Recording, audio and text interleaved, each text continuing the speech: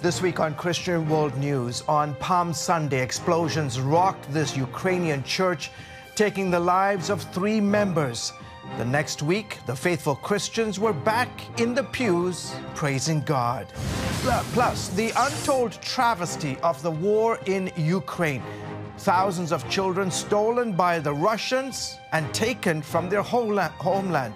See what's being done to save them. And under fire 24 hours a day, days a week, this Ukrainian city is under siege. See how Christians on the front lines are risking their lives to help others survive.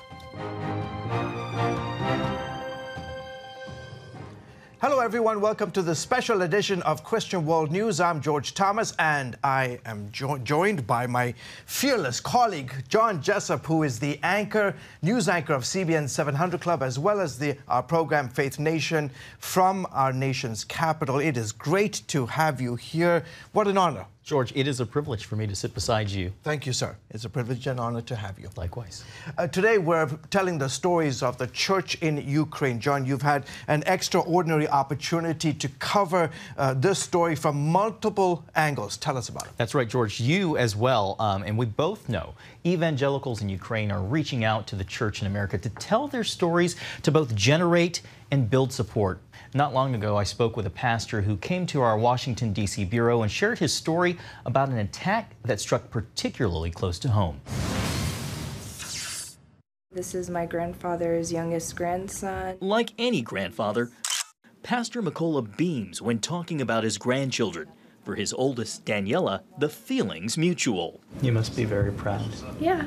The two are all smiles during a recent visit to Washington, D.C., a far cry from a few weeks ago when Ukraine's 3-year war came incredibly close to claiming the pastor's life. Tell me what it was like for you in April on Palm Sunday. The weather was not very sunny, but at the same time, there are no signs of something bad coming or something that would disturb my soul.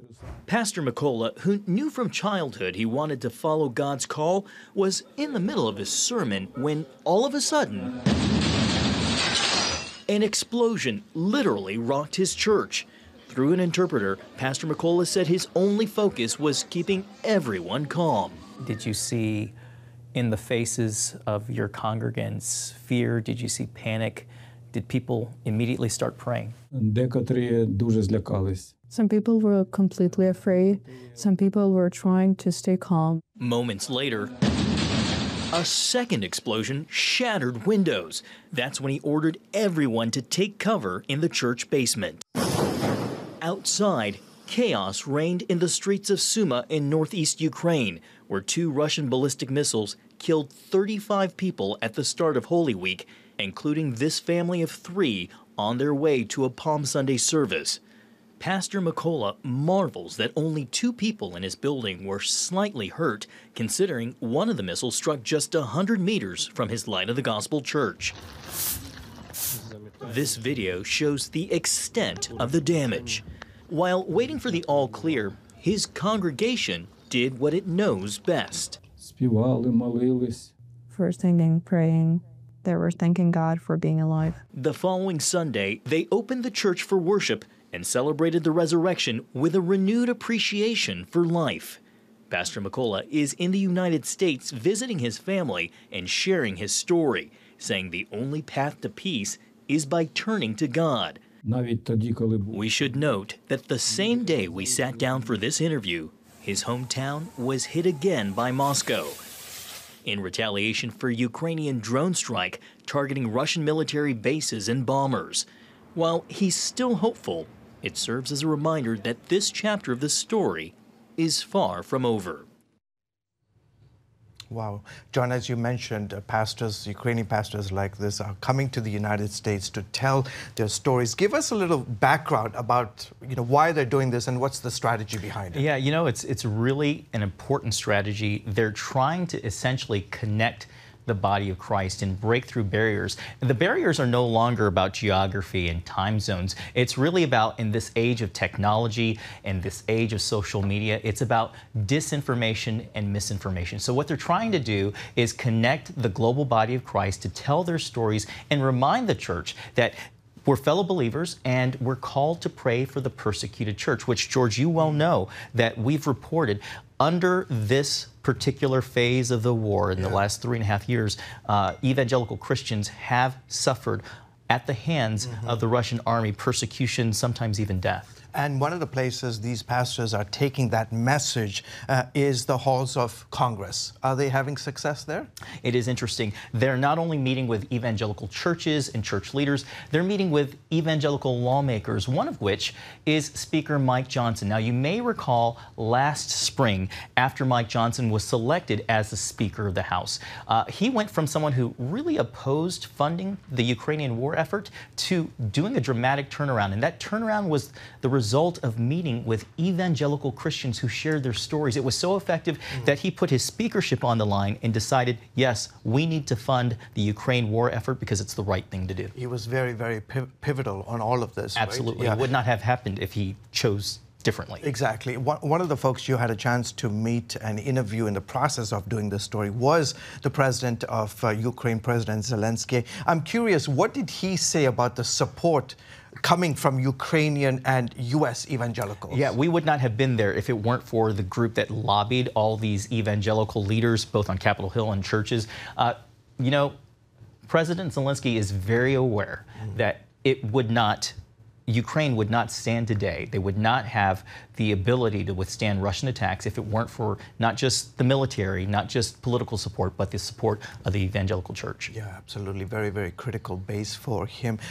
John, thank you so much. Folks, stick with us. We have a lot more on this special coverage. Coming up, the unspoken horror of Ukrainian children kidnapped by Russia. See how they are brainwashed and forced to fight for the Russian army. Folks, welcome back to Christian World News. John Jessup of our CBN News Bureau in Washington, D.C. is here with us. John, the brutality of the war today in Ukraine is ugly, but there's a part of the story that you captured that really doesn't get a lot of attention, and it is absolutely shocking. It's about kids. Tell us about it. It's tragic, George. Russian troops are forcibly deporting Ukrainian children to Russia, robbing them of their identities. Ukraine says there's about 20,000 of these young victims in this phase of the war, and they're trying to get them back. Following an attack on Kherson, this Ukrainian, injured by shrapnel, picks through the pieces of his shattered home. Yet, some losses in this conflict are irreplaceable. Some of the youngest victims of that war, victims stolen from their homes. Russia is taking Ukrainian kids from their parents in many cases, trying to turn them into Russian kids, which they call a humanitarian gesture. Since the 2022 invasion, thousands of kidnapped children have become obscure casualties of war. Да, вот на ухе сережка, да, это он. Как всегда обиженные. Taken from their homes and forced to create new lives in a foreign place. We were taken to Russia whether we want to go or not. We were just sent there against our will. Ksenia Kolden's nightmare began when Russia destroyed her northeastern border town. After spending years together in foster care, war separated Ksenia from her younger brother, Sergei. Russian troops sending Ksenia to a technical school and Sergei to a camp and ultimately a Russian foster family. After being expelled for failing to adopt what she calls Russian propaganda, Ksenia planned a daring escape to Ukraine, then ran into trouble trying to convince her brother. He told me that I do not want to return back. I want to stay in Russia because nobody needs me in Ukraine. There is war there and there is a lot of Nazis there. After being brainwashed, they don't want to communicate. They're really afraid because through Russian propaganda, they believe that Nazi will kill them if they will come back. Mykola Kuleba runs a rescue operation for these stolen kids called Save Ukraine. He says Russia's playbook aims to erase the kids' identity and replace it with Russian ideology and fear, all with one goal. It's the main intention, main strategy of Russia to brainwash our children and to recruit them to Russian army. According to Ukraine's official count, 20,000 children have been forcibly deported in the last 3 years of war, though that figure does not include Ukrainian kids taken since Russia annexed Crimea in 2014. Kuleba contends many end up fighting against their homeland. Thousands of young adults who've been Ukrainian school children 10 years ago now killed in battlefields or sitting in Ukrainian prisons as the captured soldiers. This alleged war crime prompted the International Criminal Court to issue arrest warrants for Vladimir Putin and a top Russian deputy. Kuleba sees Putin of being guilty of far worse. I'm sure that in 10, 20 years, whole the world will prove and will wake up that, oh, it was genocide. So far, Save Ukraine has returned with more than 600 children after dangerous rescue missions across Russia and occupied territories. The team also provides counseling and reintegration services for kids and families displaced by war. Kuleba credits his call as a child advocate to American missionaries who introduced him to the gospel after the fall of the Soviet Union. I ask God every day, God, what can I do? How I can serve you? It was so clear from Jesus that I'm sending you to save these kids and to change their lives. We are saving our country through saving children. That calling brought Ksenia to Kuleba's team for help and her brother to freedom back in Ukraine. We're very happy, and I'm happy too, because we together in Ukraine at home. She's now sharing her journey, even traveling to the United States to raise awareness. Now I have a mission, a very important mission. I'm the voice of thousands of children and orphans who were kidnapped by Russia. My story is a clear example of how Russia abducts Ukrainian children and turns them into Russians. A story she's bravely telling so that other stolen kids will not be forgotten. This is unbelievable, John. This is a war crime. Apart from the criminal court, has the global community taken any action? You know, there is a lot of focus on the military alliances, what NATO is doing, but there is really a multifaceted effort when it comes to these children, tens of thousands who've been taken in the last 3.5 years. You just heard a little bit about Mykola Kuleba and his organization, but beyond internal organizations, you have international support as well for these young kids. The Vatican, George, is also working under Pope Francis. He was working to negotiate bringing these kids home, and now under Pope Leo, that is continuing. And also, something that's very little reported is Middle Eastern countries are also working to help bring some of these children back. Are they having any success? They are. They've been able, with Save Ukraine, they've been able to get about 600 kids back in the last 3.5 years of the war.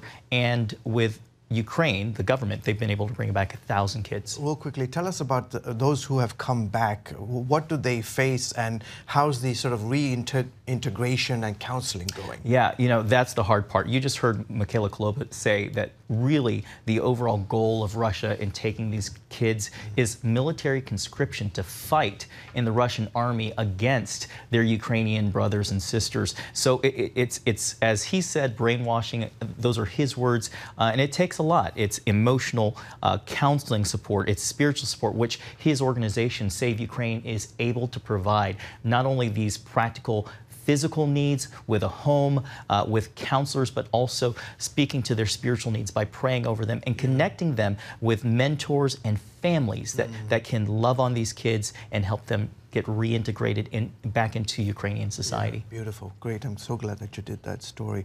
Folks, we have much more ahead coming up. Under Siege, 24 hours a day. See how Christians on the front lines are risking their lives to help others survive. That story in a moment. Welcome back, folks, to our special edition of Christian World News. George, you know, you've made a lot of trips to Ukraine, even before the war began. Your reporting suggests that churches aren't only surviving, but they're thriving in the midst of war. They absolutely are. In fact, last year I had a chance to go to the southern city of Kherson. It's the front line, literally, in Ukraine's war against Russia, where one church is risking everything to serve those who are trapped by war. Take a look. Kherson is a city under siege. They are shelling 24 hours a day, 7 days a week. Many buildings here are destroyed. Sadly, I've gotten accustomed to the explosions and destruction. CBN News traveled to this front line in the south and found a virtual ghost town. Streets practically empty, homes left vacant, most everything boarded up. 80% of Kherson residents fled more than 2 years ago. For Andrei Brinyov, a dentist who decided to stay back, it's been a constant struggle. I have constant tension. When you go to work, when you go home from work, when you're at home, it's never ending and made worse when the explosions are nearby. Yet it's in this extremely dangerous and volatile environment where Ole Derkenchenko feels called to minister. My church to the Dnieper River is about 700 meters. The width of the river is about 700 meters, so the Russians are about 1.5 kilometers from us, and from there they are bombing us very often. The Dnieper River divides Kherson with the left bank controlled by Russian forces and the right by Ukrainians. Derkenchenko's church sits on the Ukrainian side. There are times when Russian shells fall 25 meters left of the church and sometimes 30 meters right of the church, but nothing touches us. God protects us. Before Russia's 2022 invasion, Pastor Derkenchenko says about 100 people would regularly attend his Sunday services.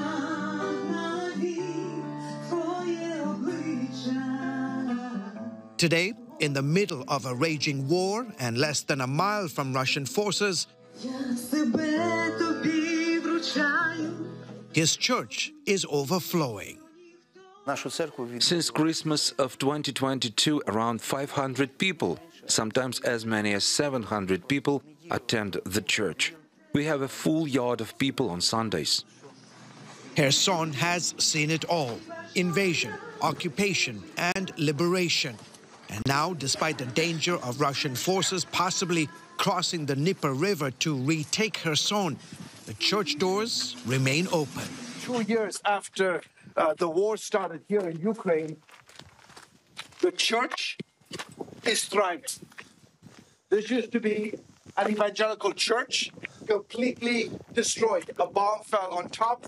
Look at the bullet holes, shrapnel holes. Obviously, they're not meeting here, but instead, they meet every Sunday in this tent. People understand that the church today is a center of hope and inner peace. On a recent Sunday, several people professed faith in Jesus Christ and took baptism in a tub. And just imagine, we even have people who come to the war zone just to visit our church from other districts. People often tell me that they feel calmer here in the church than at home, and it's only God's kindness. Serving here is obviously not without risk. The Russians know exactly where our church is. During the occupation of Kherson, literally 50 meters from here, there was a vehicle with Russian agents inside that were monitoring what we were doing in the church. Andriy Skantsev, another Kherson pastor who stayed, spends his days with a small band of brothers delivering aid. When the Russians were retreating, they began to shell the entire city, and one of the shells landed right here next to the church. You can see the damaged walls. Pastor Skantsev says his church has also seen explosive growth. Before the war, about 150 people attended the church, but after the start of the war, 2 or 3 times more people started attending the church. Some got baptized, converted to Christianity. We had twice or thrice the amount of people who got baptized during the war. Most here know the Russians will have a tough time getting across the Dnieper River. That's because as they retreated in 2022, they blew up the Antonovsky Bridge, which Pastor Derkenchenko can see from his church office. We are also praying that God can help our forces liberate the Russian-occupied territories on the left bank, because we have relatives and friends who live there. For now, though, the daily bombardment continues, and the church stands in the gap for its people and nation. Those people who decided to stay in this conflict zone are asking for help, and being here is extremely important, and to remain here is probably what it means to be a Christian, to show Jesus Christ. Excellent reporting, George. If I can just ask you a couple of questions. Sure. We just witnessed a church so close to the battle lines, but bravery and church growth. Are these Christians in your reporting the exception or the rule? No, they're the rule. I mean, today Russia is hitting Ukraine pretty much all over the country, and the church continues to grow, and they continue to be a bold witness despite these very, very tough circumstances. So, 3 years ago, 3.5 years ago, it was the exception because everybody was getting out of town, right? It was a very dangerous and uncertain time. Today, it's a very different narrative. The sort of life has gotten back to normal, so to speak. But in the midst of this, the church continues to thrive. Speaking of thriving, some of the people that you interviewed in that package seem to suggest that there's a revival under the way. Is that the case? It is. I mean, there's this, desire to learn more about Christianity, and also this antipathy towards the Russian Orthodox Church. And they see, so much of Orthodoxy, which is part of the Ukrainian culture today, as siding with the Russians. And so many are leaving the Orthodox Church. They are embracing evangelical Christianity, the Protestant evangelical movement. And that's where we're seeing that revival. Plus also, folks are coming back to the country. Churches that weren't full before, they are full today, but also with newer members as well. And that's, I think, where the revival is taking place. It's exciting to see that resilience and exceptional reporting. Thank you. I appreciate it. Folks, we have some final thoughts when we come back. Stay with us. As we wrap up this special edition on the church in Ukraine, John, give us some final thoughts. When I was in Ukraine last December, one of the things I heard from people on the streets to President Zelensky, they all said that they're hoping and praying for a just and lasting peace. And if you're unsure how to pray for the situation between Russia and Ukraine, if you're unsure of who's to blame, what I would encourage you to do is pray for God's justice and His righteousness to prevail. Pray the Psalms. Pray for God's peace to prevail, because we serve the Prince of Peace. Absolutely. Fantastic. I appreciate that. Well, folks, that is it for this week's edition of Christian World News. What a treat to have the John Jessup with us here. From all of us, from the headquarters of the Christian Broadcasting Network. Until next week, goodbye. And as always, God bless you.